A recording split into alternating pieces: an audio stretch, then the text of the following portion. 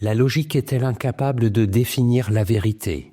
Thèse, il n'existe aucun critère de la vérité qui soit certain, universel et pratiquement applicable. Antithèse, la logique fournit des critères universels pour définir la vérité. Thèse, la logique ne peut répondre à la question « Qu'est-ce que la vérité ?» En effet, si la vérité est une correspondance entre l'intelligence qui conçoit et la réalité, c'est une propriété du langage, et non du réel. Il ne peut donc pas exister de critères matériels et universels qui seraient la pierre de touche de la vérité. Premier argument. L'objet échappe à la connaissance.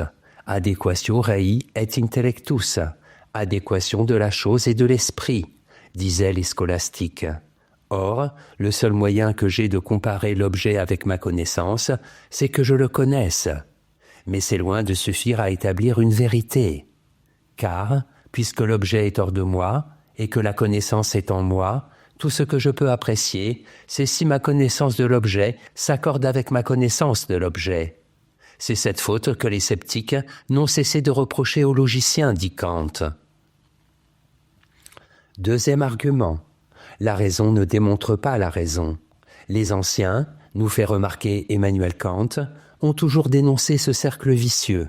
Définir la vérité comme un accord de la raison avec son objet, c'est faire comme un homme qui ferait une déposition au tribunal et qui invoquerait comme témoin un inconnu qu'il faudrait croire, sous le seul prétexte que le déposant affirme que c'est un honnête homme.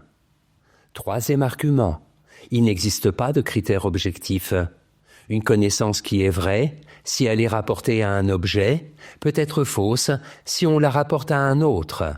Chercher un critère de la vérité qui soit à la fois universel et donc valable pour tout objet en général, et matériel, donc applicable à un objet particulier, est une entreprise nécessairement vouée à l'échec. En bref, il est impossible de trouver un critère matériel de la vérité. Celle-ci ne peut donc pas être définie avec certitude, puisque rien ne permet d'affirmer qu'une pensée vraie soit la copie fidèle du réel. Antithèse. Il y a des critères formels de la vérité en logique.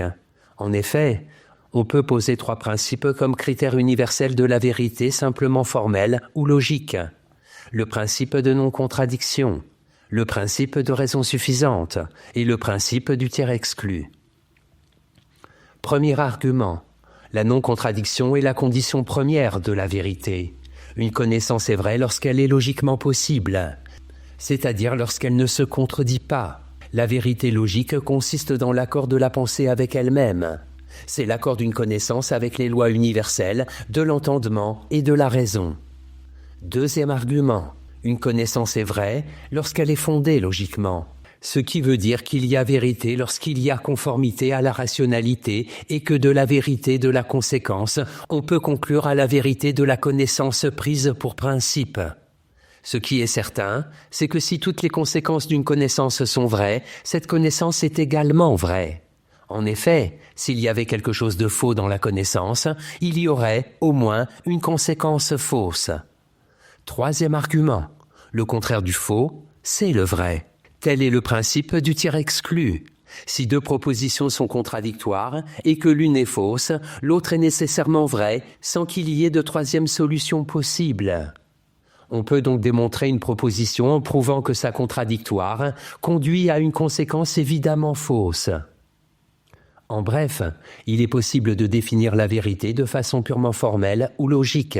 C'est le caractère d'une proposition cohérente dont les conséquences sont toutes vraies et dont la contradictoire est nécessairement fausse. Synthèse.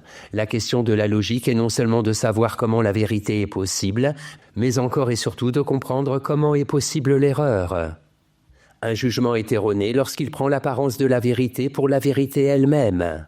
Se tromper, c'est commettre une confusion en tenant pour la vérité elle-même l'imitation qui lui ressemble à s'y méprendre. Cependant, il existe des indices de la vérité. Un premier est la comparaison de notre jugement avec celui des autres. Un second est l'appel au sens commun ou bon sens, qui permet de s'orienter dans la pensée. Ainsi, un certain nombre de règles permettent d'éviter l'erreur et donc de construire la vérité. Premièrement, penser par soi-même. Deuxièmement, penser en se mettant à la place de l'autre.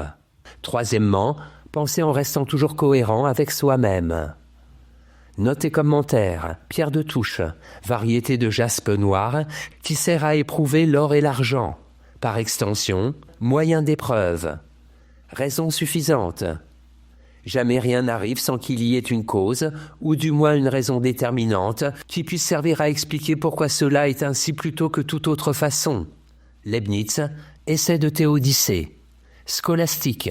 Du grec scholastikos, relatif à l'école, doctrine qui était enseignée dans les écoles ecclésiastiques et les universités d'Europe du IXe au XVIIe siècle.